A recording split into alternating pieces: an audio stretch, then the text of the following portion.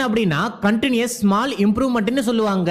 Japan sports industry சரி இல்ல education industry சரி, அவங்க டாப்ல இருக்கிறதுக்கு காரணமே இந்த கைசன் மெத்தட்னால தான்.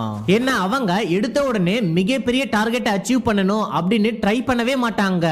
உதாரணத்துக்கு இன்னைக்கு அவங்க ஒரு பேஜ் படிச்சாங்கன்னா நாளைக்கு உடனே டபுள் பண்ணி 2 பேஜ் எல்லாம் படிக்க மாட்டாங்க.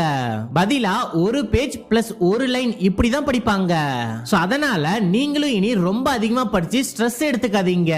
இன்னைக்கு 1 மணி நேரம் படிக்கிறீங்களா, அப்போ நாளைக்கு 1 மணி நேரம் 10 நிமிஷம் படிங்க. அதுக்கு மறுநாள் 1 மணி நேரம் 20 நிமிஷம் படிங்க. இப்படி பண்றதுனால உங்களுக்கு படிப்பு மேல போரிங்கோ ஸ்ட்ரெஸ்ஸோ இல்ல ஃப்ரஸ்ட்ரேட்டடோ எதுவுமே ஏற்படாது. அண்ட் போக போக இப்படி கொஞ்சம் கொஞ்சமா டைம் இன்க்ரீஸ் ஆகுறதுனால ஒரு கட்டத்துல உங்களால ரொம்ப நேரம் நீண்ட நேரத்துக்கு படிக்க முடியும். அதுவும் எந்த டிஸ்ட்ராக்ஷனும் போரிங்கும் இல்லாம. ஓகே, இப்போ ஜாப்பனீஸ் சீக்ரெட் நம்பர் 2 என்னன்னா அதுதான்